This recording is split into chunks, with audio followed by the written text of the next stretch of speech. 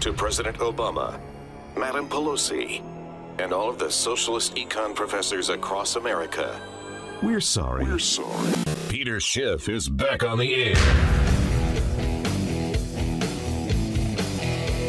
You know, GM, of course, is in the news a lot these days. Today, again, announcing, I guess, another 2.5 million recalls, automobiles, and they got a $35 million fine for those faulty ignition switches that killed, 13 motorists.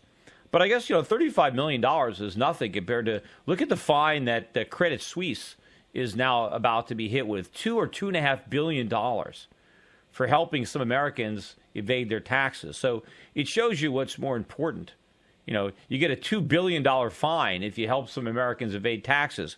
But if you kill 13 Americans because of your faulty ignition switch, which you covered up, well, that's a $35 million fine. So killing people is not that bad. Helping them evade their taxes, that is some serious, serious stuff that's going to warrant a really big fine. But the reason I even bring this up is, GM now has a female CEO for the first time in its history. And of course, she at least, they accept responsibility. Why doesn't she try to pull a President Obama, a Jay Carney, and just claim that, I didn't know about these faulty ignition switches. I had no idea that anybody was dying until I heard about it on the news, right? What if she had said that? What kind of CEO would not know about important things going on at her company? She would have to learn about it watching the evening news.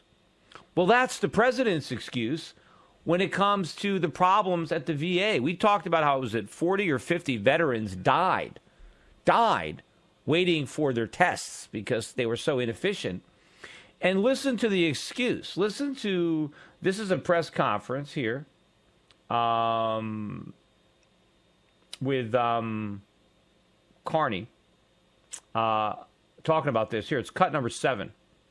You mean the specific allegations that I think were reported first by your network out of Phoenix? I believe we learned about them through the reports. That's when we learned about them, and that's when, as I understand it, Secretary Shinseki learned about them. I heard on the news about this story that Fast and Furious. Everyone knows, the president did not know about this tactic until he heard about it on through the media. Something we found out about along with all of you. He found out about the news reports yesterday on the road. When did you first learn that the IRS was targeting conservative political groups? I first learned about it from the same news reports that I think most people learned about this. I think it was on Friday. When did he know that piece of information? When it came out in the news about a week ago Friday, I think. I certainly did not know anything about the IG report before the IG report had been leaked through the press.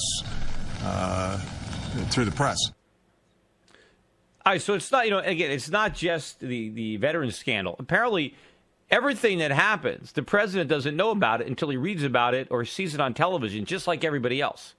So he is the president of the United States. He has access to all this intelligence that us lay people don't have. He is in charge of all these agencies. He has all these people that report to him, yet he doesn't know anything until he hears it on television.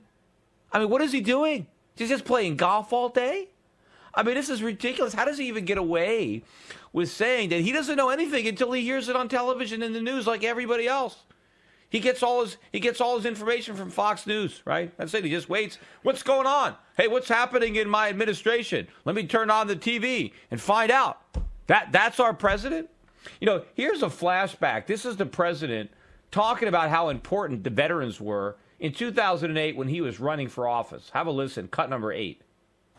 At a time when we're facing the largest homecoming since the Second World War, the true test of our patriotism is whether we will serve our returning heroes as well as they've served us. So if he was so concerned about our returning heroes, how we treated our veterans, maybe he would have checked into what was going on over at the Veterans Administration. You think he would have asked one of his employees, what's going on over there? Everything okay? Just want to double check. No problems. No one's dying or anything. Everything is going smoothly. Yeah, no. He didn't bother. He had no idea until he heard about it on the news. Here's some more. This is from, again, 2008. The president talking about how important the Veterans Administration is here. Cut number 9. We know that over the last 8 years, we've already fallen short of meeting this test. We all learned about the deplorable conditions that were discovered at places like Fort Bragg and Walter Reed. We've all walked by a veteran whose home is now a cardboard box on a street corner in the richest nation on earth. We've all heard about what it's like to navigate the broken bureaucracy of the VA, the impossibly long lines or the repeated calls for help that get you nothing more than an answering machine. Right, so he was so concerned about all this stuff. What did he do when he became president? Nothing. He has no idea what's even going on. He didn't even bother to talk to anybody in the Veterans Administration. He's just, minded his own business, been president for 4 or 5 years, and all of a sudden he's watching the news and he hears about people dying and all these problems and, oh my God, what's going on? Somebody ought to do something about this. Well, wait a minute. I'm the president. Maybe I should be doing something about this. Maybe I should have been doing something about it. Hey, these are my appointees. These are the people that work for me that are responsible for this. Why am I finding out about it on the news? And why doesn't anybody care that our commander-in-chief doesn't find anything until it's on the news when everybody else knows it? That's it for today. You've been listening to The Peter Schiff Show here at SchiffRadio.com, the gold standard in talk radio. Bye for now.